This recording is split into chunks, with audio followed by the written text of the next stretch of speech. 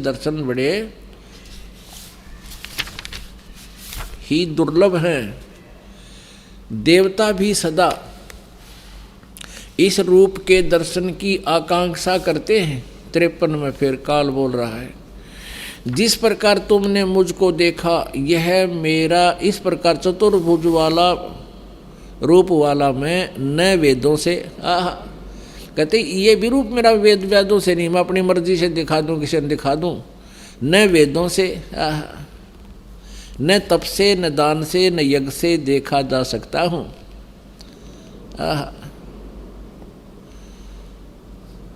परंतु हे परंतप अर्जुन, काल बोल रहा है,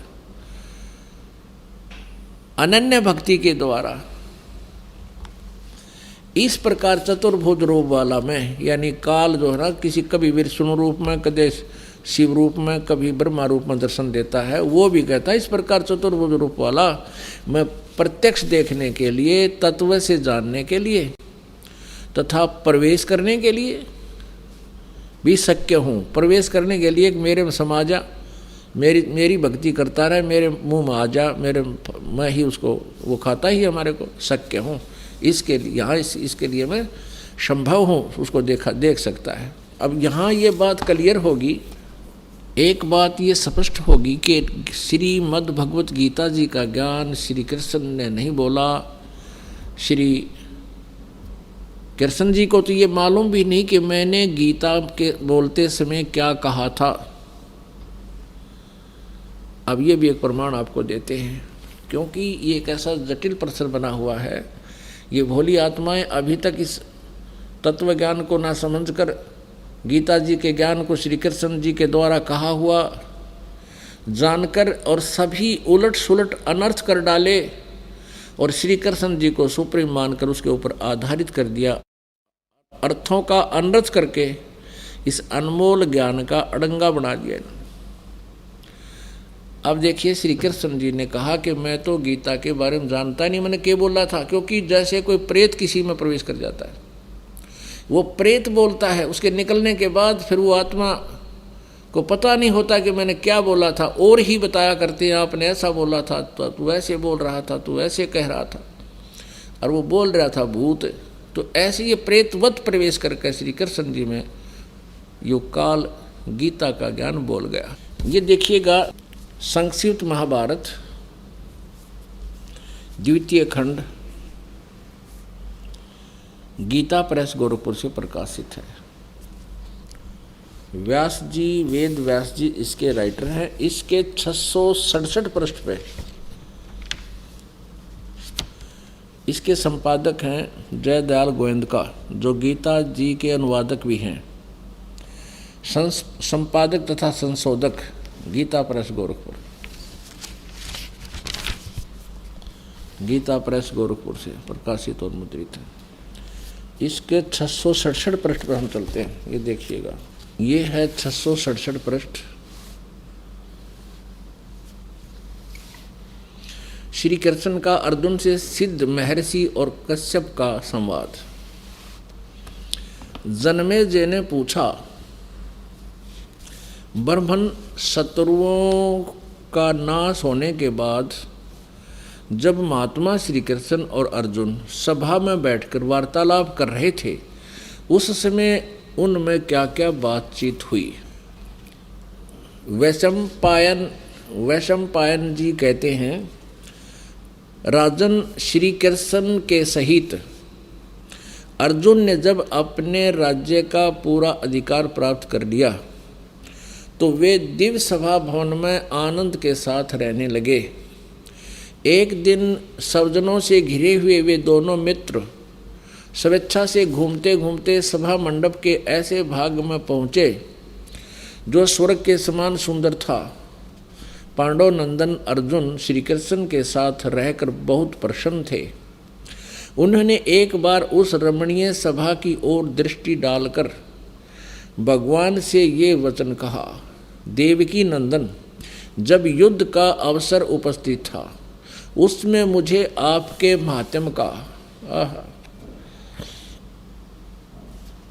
ज्ञान और ईश्वरीय स्वरूप का दर्शन हुआ था, किंतु केशव, आपने स्नेहवश पहले मुझे जो ज्ञान का उपदेश किया था वह सब इसमें बुद्धि के दोष से भूल गया है।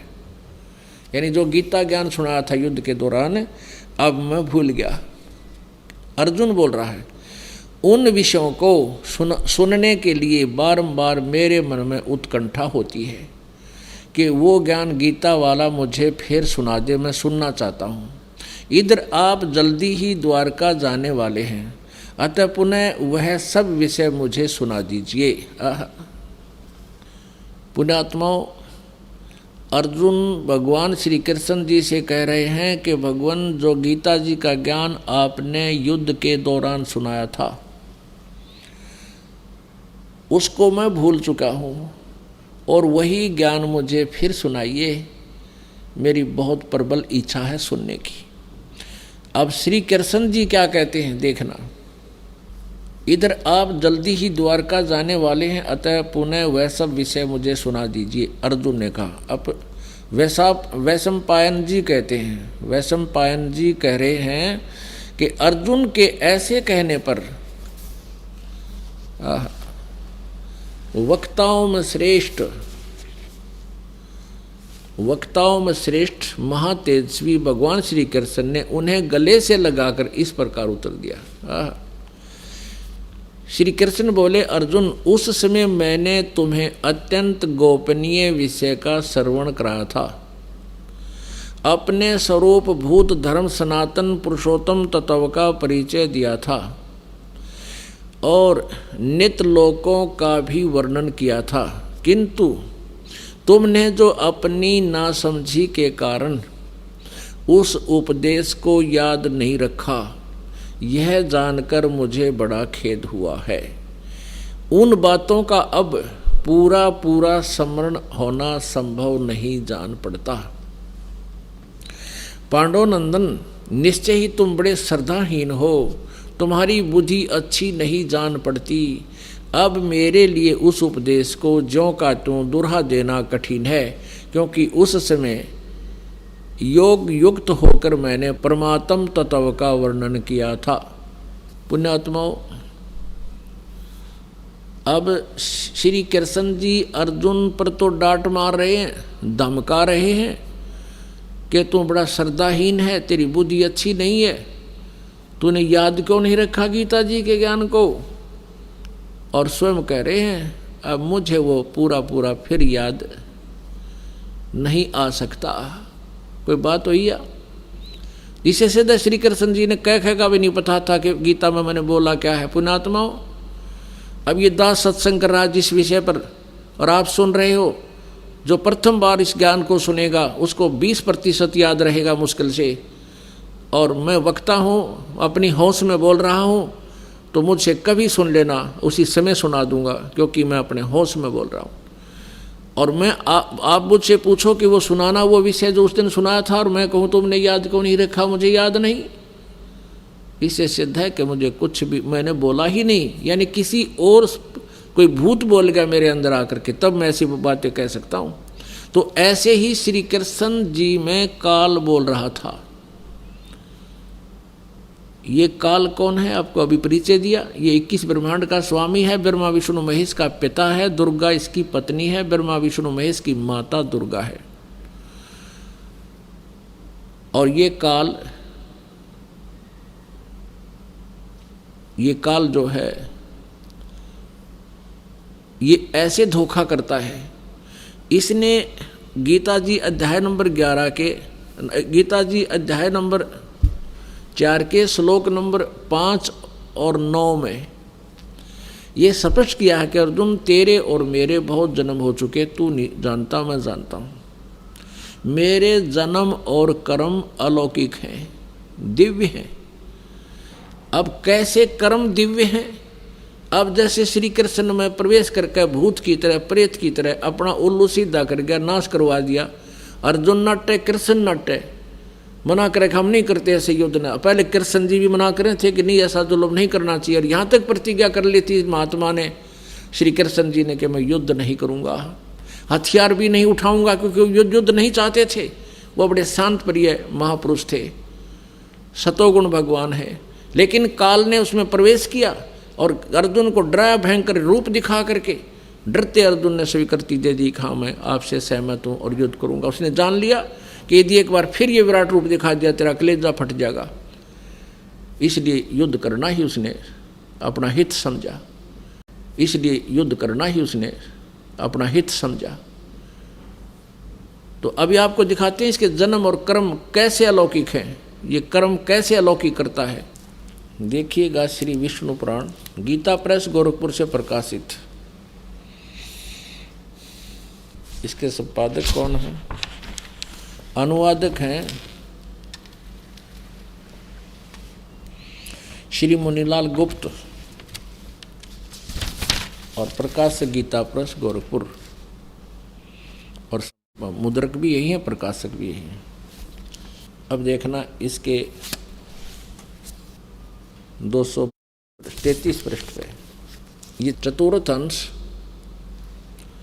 अध्याय नंबर 2 पृष्ठ नंबर 233 पे, या नीचे आइएगा।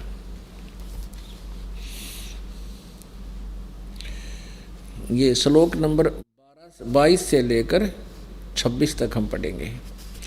पूर्व काल में त्रेता युग में एक बार अतिशय भीषण देव असुर संग्राम हुआ। देवताओं और राक्षसों का युद्ध हुआ। उसमें महाबलवान दैत्यगण से पराजित हुए देवताओं ने भगवान विष्णु की आराधना की। अब इन देवताओं ने आराधना तक की विष्णु की, और आ गया युग काल विष्णु रूप धारण करके। ये कहता है चतुर्भुज रूप भी बड़ी मुश्किल से अपनी कृपा से किसी किसी को दिखाता हूँ। तब आदि अनंत शून्य अशेष जगतपति पालक श्री नारायण ने देवताओं से प्रसन्न होकर कहा, आप लोगों का जो कुछ भी अभिष्ट है वह मैंने जान लिया है। उसके विषय में यह बात सुनिए। राज ऋषि ससाद का जो पुरंजय नामक पुत्र है, उस अक्षत्रिय श्रेष्ठ के शरीर में मैं अंश मात्र से अवश्य अवतीर्ण होकर, यानी भूत की तरह प्रवेश कर उन संपूर्ण दैत्यों का नाश करूँगा। अतः तुम लोग पुरंजय को दैत्यों के युद्ध वध के लिए तैयार करो, यानी वहाँ पुरंजय को खड़ा कर लो युद्ध में, मैं उसमें प्रवेश करके सब न मार दूंगा।